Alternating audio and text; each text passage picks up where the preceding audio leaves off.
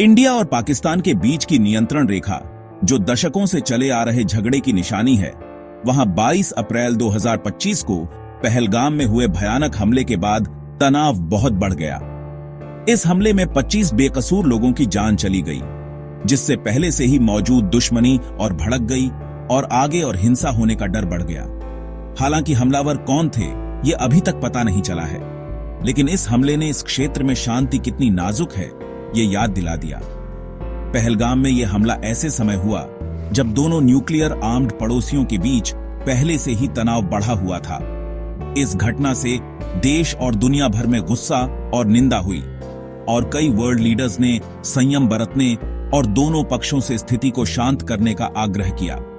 हालांकि यह घटना आरोप प्रत्यारोप और सैन्य कार्रवाई के एक खतरनाक दौर का कारण बन गई, जिससे दोनों देश युद्ध के कगार पर आ गए। पहलगाम हमले के जवाब में इंडिया ने 7 मई 2025 को पाकिस्तान कंट्रोल्ड कश्मीर में 9 जगहों पर और 1971 के बाद पहली बार पंजाब प्रांत में मिसाइल और ड्रोन हमले किए। इंडिया ने कहा कि ये हमले आतंकवादियों के ठिकानों पर किए गए थे, जिनमें ट्रेनिंग कैंप्स और लश्कर-ए-तैयबा और जैश-ए-मोहम्मद जैसे ग्रुप से जुड़ी फैसिलिटीज शामिल हैं।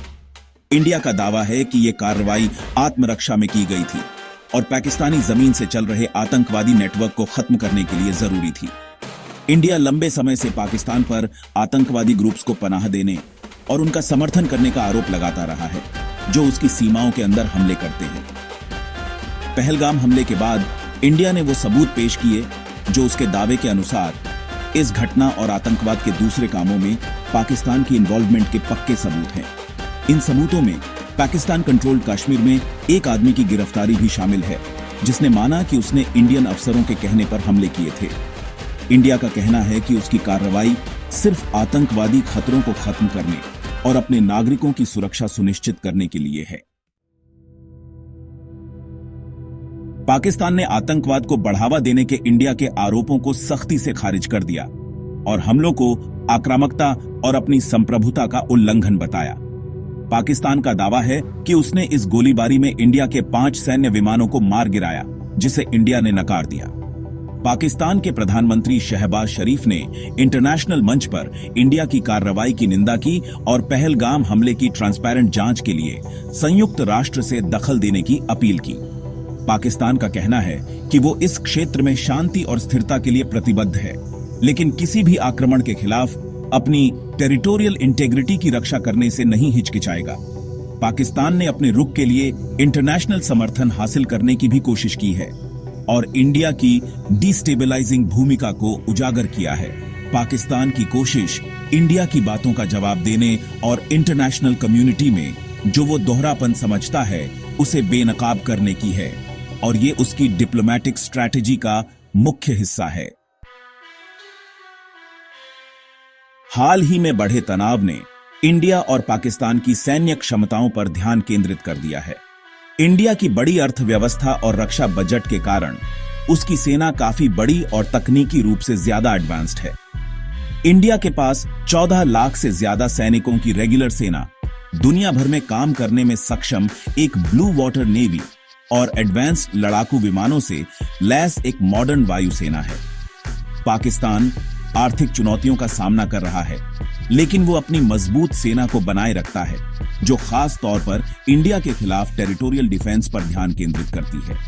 लगभग 5,60,000 सैनिकों वाली पाकिस्तान की सेना अच्छी तरह से ट्रेन्ड और अनुभवी है। पाकिस्तान के पास न्यूक्लियर हथियार भी हैं, जिन्हें वो किसी भी संभावित हमले के खिलाफ एक डेटरेंट मानता है। हालांकि पारंपरिक सैन्य मामलों में पिछड़ने के बावजूद पाकिस्तान के न्यूक्लियर हथियार इस कॉन्फ्लिक्ट में एक खतरनाक पहलू जोड़ते हैं, जिससे किसी भी संभावित एस्केलेशन का खतरा बढ़ जाता है। इंडिया और पाकिस्तान के बीच हालिया तनाव उनके रिश्तों की अस्थिरता और हमेशा बने रहने वाले एस्केलेशन के खतरे को दिखाता है।